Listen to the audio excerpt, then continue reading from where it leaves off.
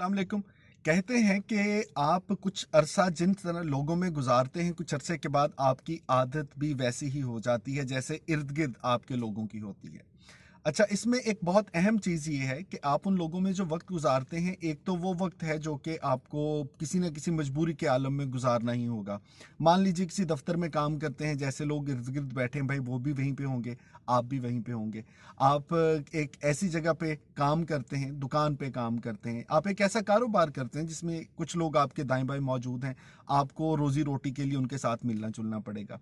लेकिन वो वक्त जो आप अपनी मर्जी से गुजार सकते हैं, वो आप किन लोगों के साथ उठने बैठने का, गुफ्तगू करने का इंतखाब करते हैं, ये बहुत ज़रूरी है। अच्छा, बड़ा सादा सी मिसाल आपको इसकी मैं देता हूँ। हमारे गांव में टूर्नामेंट होता है, क्रिकेट का टूर्नामेंट, और वो जो आम तौर पे होता है कि 2-3 दिन फ्लड लाइट सारी रात आपके मैचेस चलते हैं। उस टूर्नामेंट की कमेटी में पिछले दिनों कुछ मैचेस देखने का इत्तेफाक हुआ। अब जितनी टीमें वहाँ पे आई होती हैं, मैच के बाद वो लोग वहाँ पे रुकते हैं, मैच से पहले भी वो लोग वहीं पे मौजूद होते हैं। एक टीम ने मैच जीत लिया, वो उसके बाद रुकेगी, अगला मैच खेलेगी। अब उन तमाम लोगों की गुफ्तगू सुनने का जब मौका मिलता है, एक टीम जब जीतने के बाद बैठती है, उसकी गुफ्तगू किस तरह की होती है, और वो लोग जो कि मैच हार चुके होते हैं, वो किस तरह की गुफ्तगू करते हैं। यकीन मानिए, ये बहुत सीखने की बात है कि उन लोगों के रवैये से, उन लोगों के फ्यूचर प्लान से आपको अंदाज़ा हो जाता है कि वो क्या सोच रहे हैं और आने वाले दिनों में ये खिलाड़ी कैसा खेलेंगे।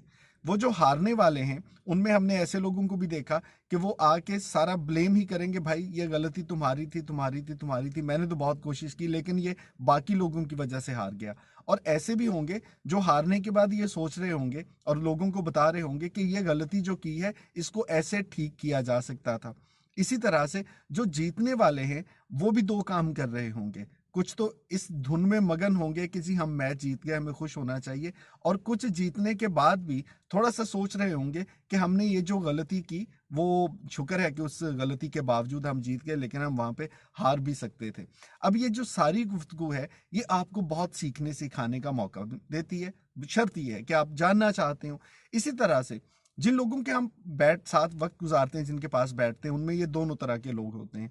कुछ ऐसे हैं जो आपके पास जब भी बैठेंगे तो हमेशा आपको मुश्किलात का तज़किरा करेंगे, हमेशा आपको बताएंगे भाई ज़माना बुरा आ गया, हमेशा आपको बताएंगे कि आजकल कारोबार के नौकरी के हालात कोई नहीं है, हमेशा आपको बताएंगे कि बस यार कुछ ना पूछो, ज़िंदगी कैसे चल रही है।